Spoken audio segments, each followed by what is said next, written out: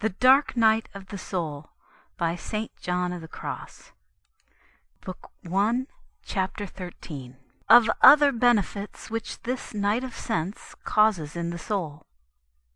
With respect to the soul's imperfections of spiritual avarice, because of which it coveted this and that spiritual thing, and found no satisfaction in this and that exercise, by reason of its covetousness for the desire and pleasure which it found therein, this arid and dark night has now greatly reformed it. For as it does not find the pleasure and sweetness which it was wont to find, but rather finds affliction and lack of sweetness, it has such moderate recourse to them that it might possibly now lose through defective use what aforetime it lost through excess, although as a rule God gives to those whom he leads into this night humility and readiness, albeit with lack of sweetness, so that what is commanded them they may do for God's sake alone, and thus they no longer seek profit in many things, because they find no pleasure in them. With respect to spiritual luxury, it is likewise clearly seen that through this aridity and lack of sensible sweetness which the soul finds in spiritual things, it is freed from those impurities which we there noted. For we said that as a rule they proceeded from the pleasure which overflowed from spirit into sense. But with regard to the imperfections from which the soul frees itself in this dark night with respect to the fourth sin, which is spiritual gluttony, they may be found above, though they have not all been described there, because they are innumerable, and thus I will not detail them here, for I would fain make an end of this night, in order to pass to the next, concerning which we shall have to pronounce grave words and instructions.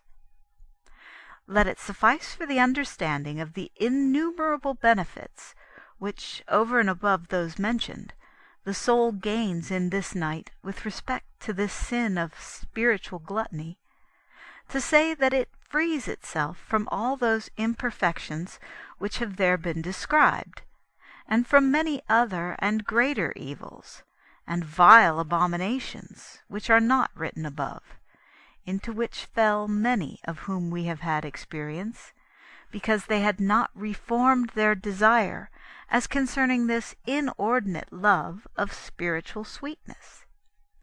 For in this arid and dark night wherein he sets the soul, God has restrained its concupiscence and curbed its desire, so that the soul cannot feed upon any pleasure or sweetness of sense, whether from above or from below.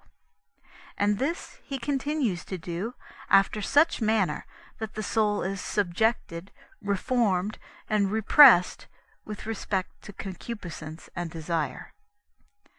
It loses the strength of its passions and concupiscence, and it becomes sterile, because it no longer consults its likings.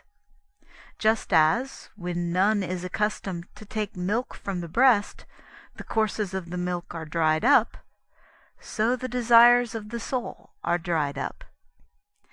And besides these things there follow admirable benefits from this spiritual sobriety. For when desire and concupiscence are quenched, the soul lives in spiritual tranquillity and peace.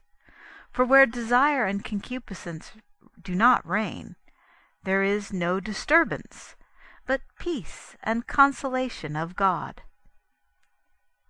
From this there arises another and a second benefit, which is that the soul habitually has remembrance of God, with fear and dread of backsliding upon the spiritual road, as has been said.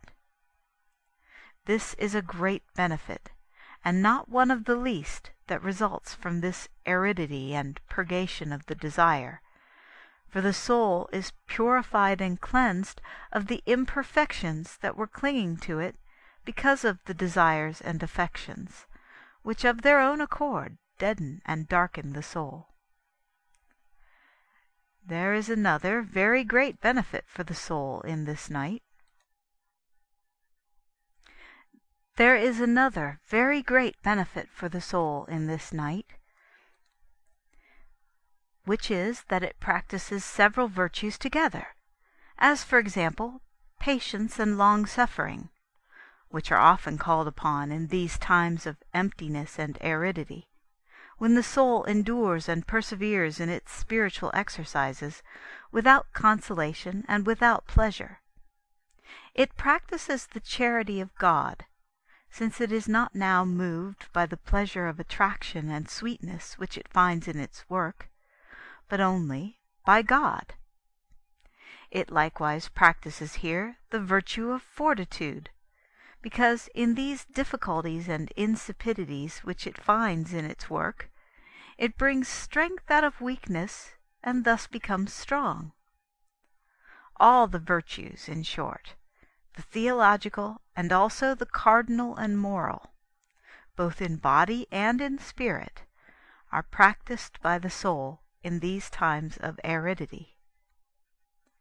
And that in this night the soul obtains these 4 benefits which we have here described, namely, delight of peace, habitual remembrance and thought of God, cleanness and purity of soul, and the practice of the virtues which we have just described. David tells us, having experienced it himself when he was in this night, in these words, "My soul refused consolations. I had remembrance of God. I found consolation, and was exercised, and my spirit failed."